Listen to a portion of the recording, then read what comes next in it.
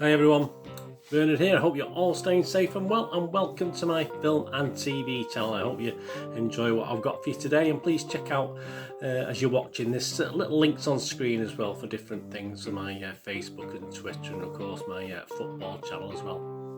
And please, all your comments are very welcome. Just let us know and push that subscribe button. Don't forget, please push the subscribe button. Make sure your notifications set to public as well if you want to know when these vlogs are coming out. Push that notification button as well. So anyway, please enjoy. Today it's a film, yeah, we're going to have a look at a film, only 4 letters, called Jolt, J-O-L-T, Jolt, yeah, an action comedy film, yeah, there's humour in it. I wouldn't say it was a comedy as such, but one site described it as such. 91 minutes, directed by Tanya Wexler, from a screenplay by Scott Waska, or Waska, please forgive my pronunciations. Released on the 23rd of July 2021. I'm recording this on the 24th of July 2021. It's of course an Amazon original, so released by Amazon Studios. And it stars the lovely, wonderful, one of my favourites, Kate Beckinsale as Lindy, Bobby Cannavale, I quite like him as well, as Detective Vickers, Jay Courtney as Justin, Laverne Cox as Detective Nevin, yeah, I quite like Laverne Cox as well, David Bradley as Gareth Fizzle, Ori Pfeffer as Delacroix, Susan Sarandon as Woman with No Name, there you go, and Stanley Tucci as Dr. Munchin, not Munchkin, Munchin. Lindy is beautiful, well, we know that, so she's a beautiful, sardonically funny woman with a painful secret. Due to lifelong rare neurological disorder, she experiences sporadic rage-filled murderous impulses that can only be stopped when she shocks herself with a special electrode device. Now, we only even knew about these things all these times, you know, for us married men and us ex-married men, etc., etc. We'd known these devices were about. We might have kept in our marriages and relationships, who knows? I'm only kidding, ladies. Unable to find love and connection in a world that fears her bizarre condition, she finally trusts a man long enough to fall in love. Oh, bless. Yeah, well, a couple of hours, that's all it took. Only to find him murdered the next day. Heartbroken and enraged, she embarks on a revenge-filled mission to find his killer. Yeah, so it's like a revenge thriller, this, supposedly. While also being pursued by the police as a crime's prime suspect. Well, of course you would be. Is it any good? I said all scores are as at 4 p.m. UK time on the 24th of July 2021. Not so much love out there on Rotten Tomatoes, only a 35% positivity rating based on 43 scores and reviews. A weighted average of just 4.6 out of 10, which isn't fantastic. That's 15 fresh and 28 rotten. One of the rotten reviews is from Variety's Joe Layden. He said, a relentlessly busy and cacophonously noisy action film. I said that well, didn't I? Cacophonously. That often comes across as a Kmart version of Black Widow. Yeah, well, there you go. I think Black Widow's slightly better, but it doesn't have Kate Beckinsale, does it? Bob Strauss was fresh about it. He said in the San Francisco Chronicle, well, it's not always as sharp as it could be. The energy in Jolt never falters, and there are definitely amusing bits. Yeah, I have to agree with Bob there. I did quite like some of the humour in this. The actual consensus from all the critics, they put them all together in a big bowl, mix them up, is in spite of crackling premise and a star who's always ready for action, she is, Jolt never manages to deliver much more than a mild buzz. Yeah, again, see, both the positive and the negative and the in-between. I'm not disagreeing too much with that.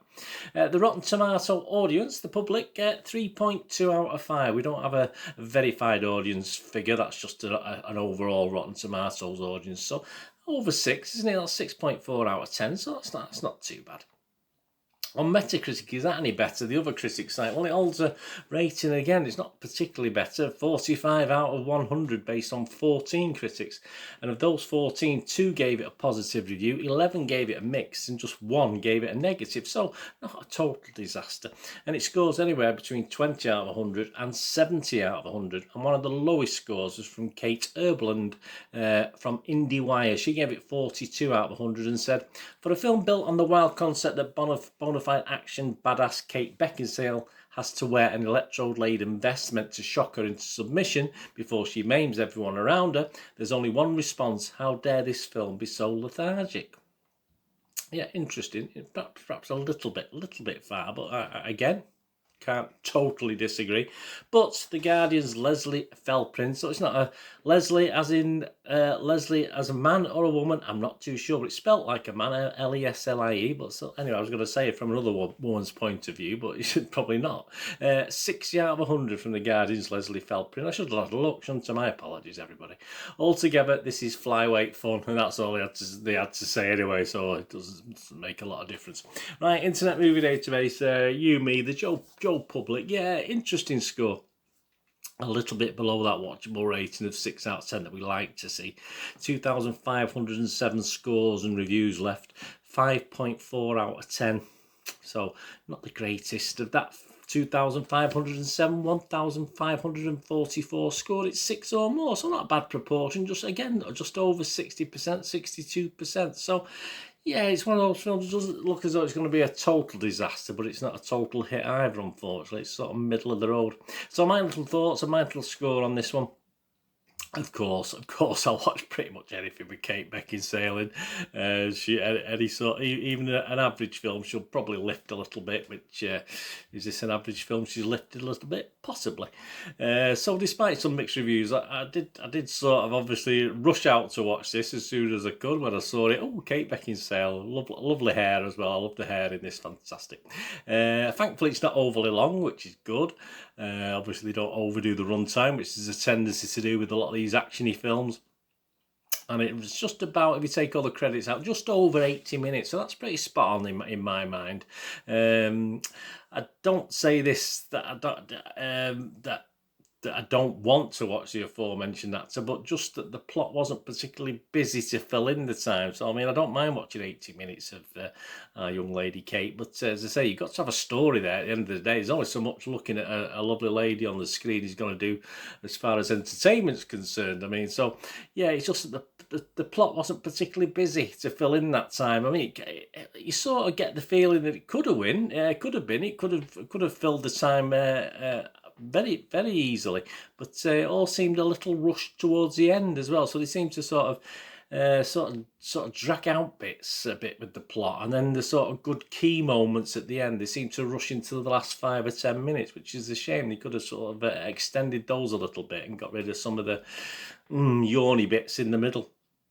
There's an obvious setup for a sequel or even a series, which is very possible in these days of Amazon and Netflix, etc. Obviously, Susan Sarandon comes in at the end, and you don't really need that, but she sort of sets up the possibilities of seeing more of this Jolt series or another Jolt film even. Bobby Cannavale and Beckinsale have great chemistry. I think they have really good chemistry in his film. So going forward, that is something again with the series, perhaps in another sort of film. That's always worth a look.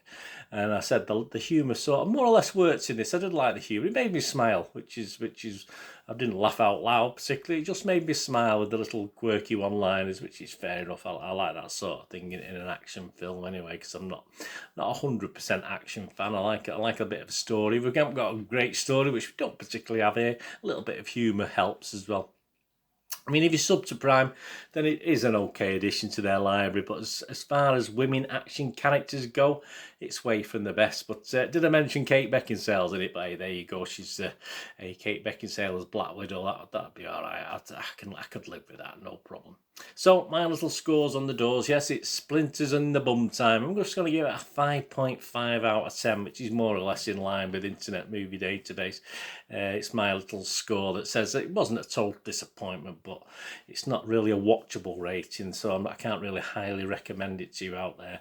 Unless, of course, you're a aforementioned fan of the aforementioned young lady that I keep mentioning. But there you go. That'll probably, it's worth half a point or a point just to watch Kate Beckinsale. Of course it is.